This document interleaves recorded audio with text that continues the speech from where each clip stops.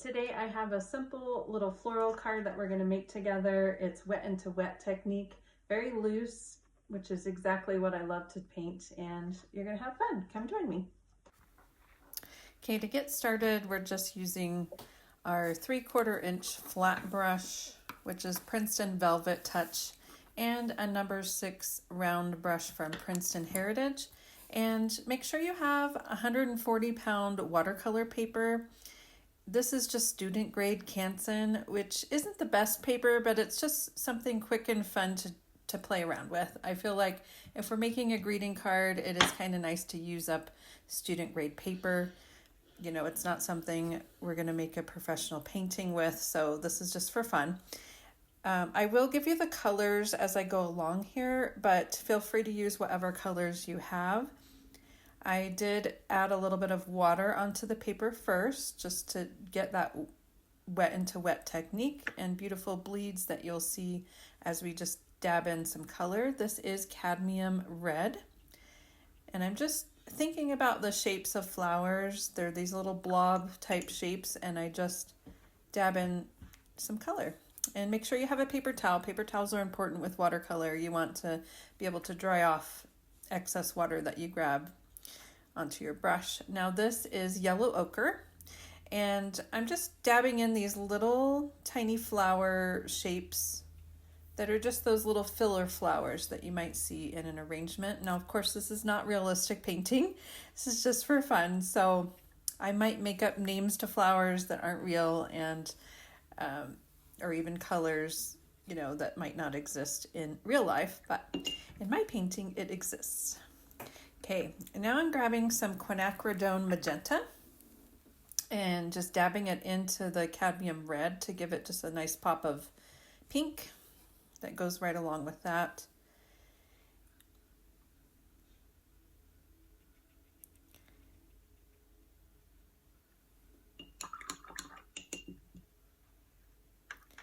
Okay, sap green. I'm grabbing some sap green here. Sap green is a beautiful color that we use in florals a lot because it just has that natural look. And then I added a little bit of ultramarine blue and some burnt umber.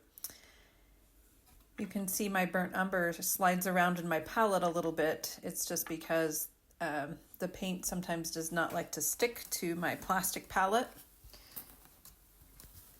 So I'm making just this really rich green color that has a lot of depth to it.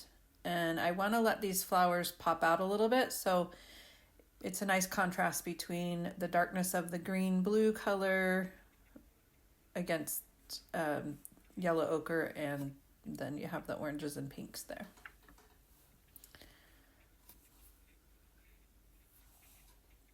I just like to play around with the paint. You know, that's when you're doing loose florals, it's just fun to just move it around, see where you want to put it.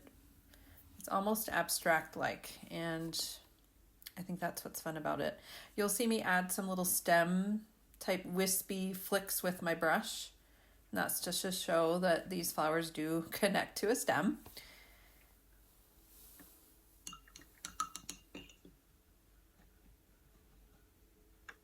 Grabbing some more sap green.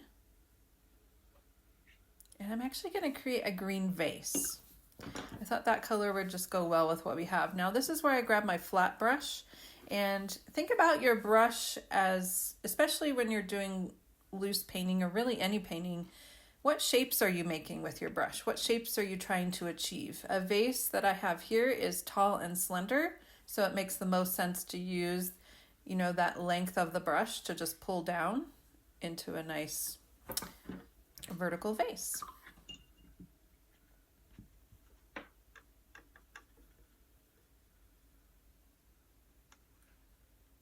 Mixing a little sap green and burnt umber. Adding some more stems.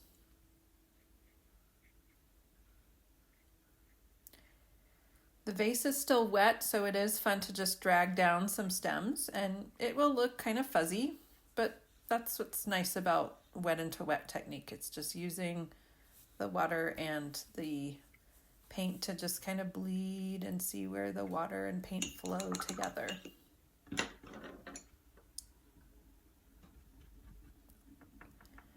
I am going to show that there is a little water line in the vase, and drag some of that blue water down while the vase is still wet. Grabbing a paper towel to dab up anything you want is a nice tip in watercolor painting. Just kind of lifting off some of that excess water.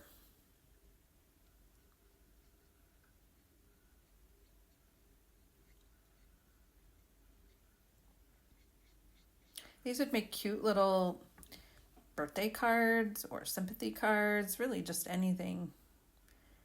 I love a handmade card. I think in today's digital world, it's nice when you get mail or just something handmade, something with that human touch. I think as we progress more and more into AI, I think people are going to want to feel connected to other humans. And I think creating art and giving away something that is a piece of you and you're a human, I think it's just going to really be sought after and really be appreciated going forward in the future. Of course, I'm not an expert on technology at all, but that's just my 2 cents. Okay, I am grabbing a little bit of ultramarine blue, and I'm kind of just dabbing it around where I put that yellow ochre color. I feel like it just kind of gives it contrast and stands out a little bit. I want the center of my flowers to just have that little circle shape. So I am dabbing some ultramarine blue right in the center of those peachy pink flowers. And making sure my stems are kind of visible again. Sometimes they disappear and you need to add them back in to your vase.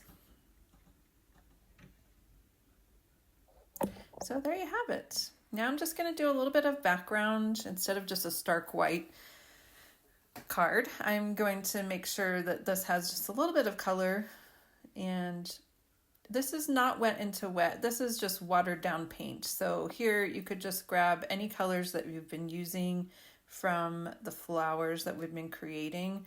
I just use that watered down cadmium red and adding that into the background.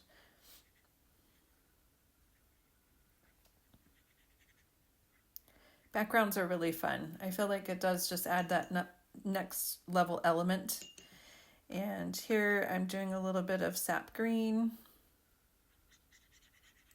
Since the floral is mostly a little bit dry by now, you can, when you're doing your background, you can go a little bit right over top of that and it's not really going to mess with the paint too much. I decided to put ultramarine blue on the lower left corner just for some difference there. Isn't that so cute? It's beautiful. It's bright and cheery. I would love to receive this card from someone. So I hope you have fun with me. Subscribe and follow along. I love to teach. I teach locally where I live, but I'm just now getting into teaching online and trying this out a little bit. So I'd love to have you join me and comment if you try this out or if you decide to follow along. Thank you so much.